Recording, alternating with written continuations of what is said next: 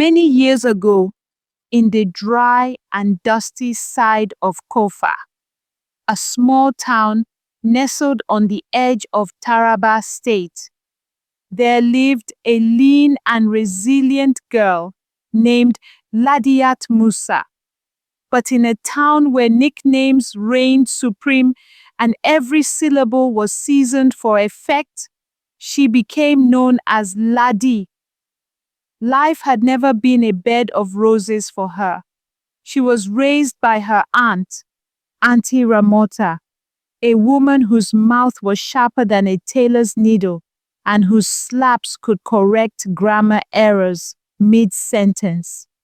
Lady's parents had died in a tragic accident when she was barely 4. Auntie Ramota didn't take her in out of compassion, but because she needed a girl child to assist with house chores, hawk food, and herd the stubborn chickens around the compound. Ladi became a human alarm clock, waking up at dawn to sweep, cook, wash, and then hit the road to sell fried yam and pepper sauce.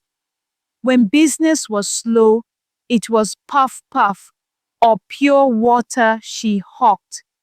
Despite the daily grind, Ladi held tight to her dreams.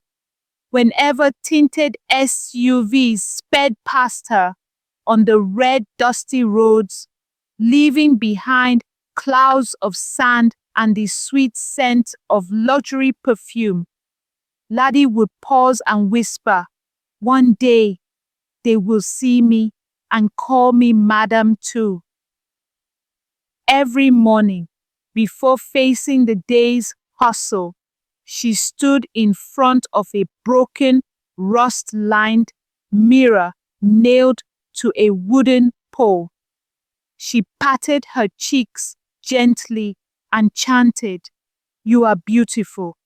Your only enemy is poverty, and it doesn't last forever." Lady managed to finish secondary school. Barely. Her certificate was her most prized possession, though it served more as a fan in the scorching heat than a job ticket. In Kofa, jobs were like loyal lovers, reserved for those with strong connections. One evening, after a particularly demeaning scolding from her aunt for using 2 matchsticks instead of 1, Ladi snapped. Without a second thought, she packed her belongings into a tattered Ghana must-go bag. She tucked in 2 wraps of gari, a sachet of salt, and her certificate. Then, with a deep breath and one final look at the compound she never truly called home, she muttered, "I'm going to the city."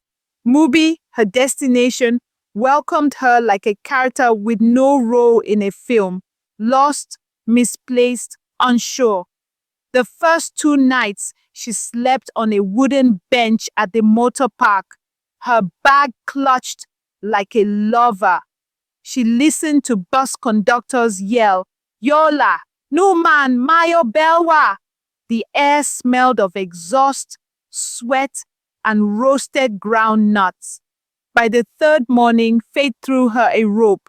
She stumbled upon a small kiosk owned by Auntie Malama, a plump woman with gossip on her lips and cold drinks in her freezer. Lady offered to help stock and clean in exchange for shelter and daily meals. Auntie Malama agreed, more out of convenience than charity. It was one humid afternoon when Ladi was arranging malt bottles in the kiosk that her life took a turn. 3 girls sashayed in like models on an invisible runway. They were radiant, loud, and intimidating. Their eyelashes could stir a storm. Their hips swayed like they had secrets, and their perfume lingered like a haunting tune. There was Zara Blaze, their leader, with bleached knuckles, a commanding voice, and one dangerously long acrylic nail she used for emphasis. Then came Mimi Gold, the fairest of them, her gap tooth a signature, her voice cracked like that of a market woman selling tomatoes. Lastly, Abee Baby, the tallest one, who ended every sentence with baby, even when asking conductors for change. They didn't come to buy much, just 3 bottles of Coke, but their presence filled the kiosk like royalty in a local market. They giggled, gossiped, and posed casually. Ladi, with her tray and humble attire, stared from behind the counter. Zara caught her gaze. "Fine girl, what are you doing hiding here? Are you allergic to good life?" Ladi chuckled nervously, wiping her hands on her apron. "Just helping my madam, that's all." "You're wasting here," Mimi added. "This your fine hand should be holding dollars, not malt." The girls struck up a conversation. They spoke of the nightlife in Mubi. "Na hustle," Zara said. "Small shakara, small body spray, and life go change." Ladi listened, intrigued yet frightened. She had never been close to any man, not since that one awkward time a church elder touched her waist and she instinctively slapped his hand. Zara noticed her hesitance. "Look, babe, this hustle is real. Men full ground. You'll make quick money. Come with us tonight. Just observe." Ladi nodded. That evening they dressed her up. They applied leftover makeup on her face, gave her a tight short dress that barely zipped, and sprayed her with a knockoff perfume that smelled like orange peel and rat poison. Mubi transformed before her eyes. The city at night was vibrant. Loud music, flashing lights, hungry men, and sleek girls who spoke with their eyes. That night, she didn't earn a kobo, but her soul caught fire. She began slowly. Her accent betrayed her. Her poses were awkward. Her smile looked like a generator refusing to start. But soon, she started earning N2000 here, N3500 there. She bought sandals, earphones, and makeup. While she crawled up, her mentors sprinted ahead. Zara was now flaunting human hair wigs. Mimi entered a talking stage with a wealthy Abuja man. Abee Baby was being flown to hotels she couldn't spell. Meanwhile, Ladi was stuck at the N2000 level. Calls to her mentors went unanswered. On the road, they barely nodded. Her face had become familiar with rejection. The market slowed.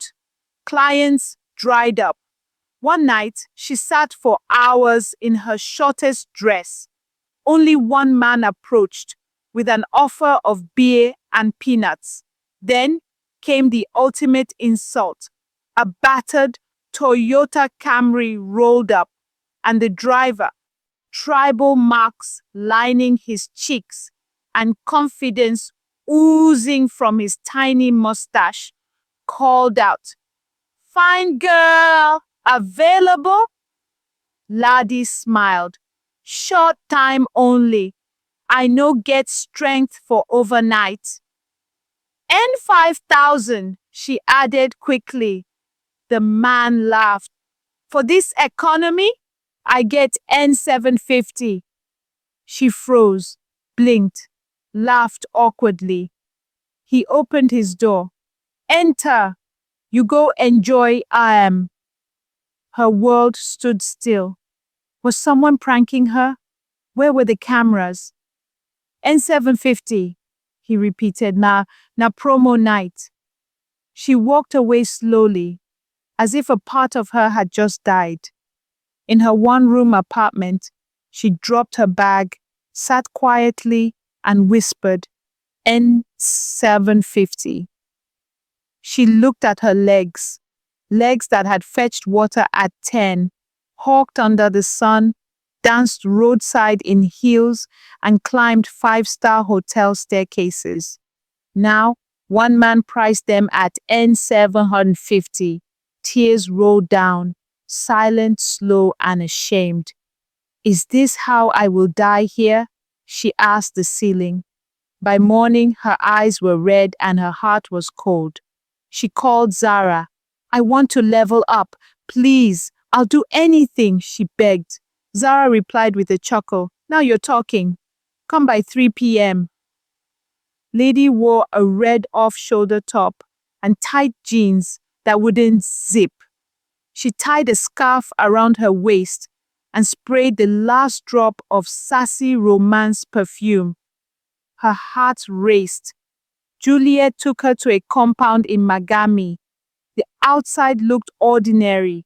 Inside, the walls were blood red, curtains thick and black. Photos of seductive women hung everywhere. Then entered Madam Kauna, a fair, chubby woman with beads on her ankles and a stomach that spoke of wealth. Her eyebrows were uneven, her wrapper tied tightly above her chest. What's your real name? Ladiyat Musa. You will make it, but you must do the work. What work? Bring 10 used condoms, each filled from real clients. That's your sacrifice. You have 7 days. Lady's jaw dropped. Zara smiled and showed her nails. Me? I already collected N5 million. I know chase men. They chase me. Madam Kauna handed Ladi a small bottle of dark oil. Rub this on your chest, thighs, and tongue. Even the gate man go kneel. That night, Ladi obeyed. She bathed with hot water, rubbed the oil, painted her lips red, and hit the streets. At first, it felt like magic. She didn't even need to call or signal. Men approached her with offers that didn't even require negotiations. In the span of 4 nights, she had gathered 7 used condoms. They sat at the bottom of her handbag in a black polythene bag, knotted like a secret. She only needed 3 more. Her confidence had grown. She walked taller, smiled sharper, and even ignored a man offering only N2,000. You think I'm still on promo? She had asked him boldly. By the 5th night, she had 9, one last to go. But that final one proved difficult. Suddenly, every man she met was either broke, married, or drunk beyond usefulness. It was the 6th night. Time was slipping through her fingers. Ladi could feel it. She had a dream the night before. Madam Kauna's voice echoed, "Don't waste the oil. The spirits don't like waste."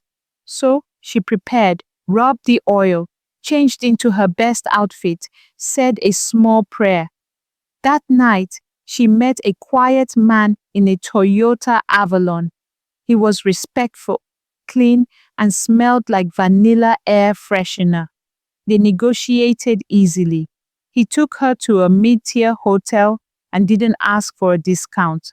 After the deed, he handed her an envelope with N20,000 and a polite nod. She kept the last used condom carefully. Mission complete. She walked home triumphant, 10 offerings in hand, her destiny sealed. By midday the next day, Ladi was standing at the gate of Madam Kauna's compound, her heart thumping like a talking drum. The black polythene bag in her hand held the 10 used condoms, the price of her new beginning. She knocked twice. Zara opened the door wearing a silk robe and a smug smile. You really did it, she said, glancing at the bag. Come in. Madam is expecting you. The same red room welcomed her like a haunted memory. The seductive portraits, thick curtains, and that smell of incense mixed with perfume filled the air. Madam Kauna sat on her throne-like chair, her wrapper in the same knot, her eyebrows still uneven. Ah, Ladiyat Musa, I see determination in your eyes today, she said, holding out a gloved hand. Lady handed her the bag without a word. Madame opened it slowly, inspecting each item as though they were gemstones. Good. You've done the work.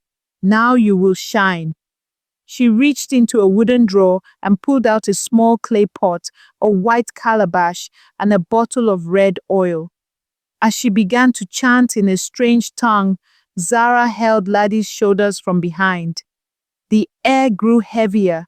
The portraits on the wall seemed to shift. The candles flickered even though the windows were shut. Madame Kauna poured the contents of the bag into the calabash and added the red oil. Then she reached into the pot and scooped out a thick black paste. She smeared it on Ladi's forehead, her chest, and her navel. This is the seal, she declared. From now on, your body is gold. Your presence will command attention. But remember, this charm demands constant feeding.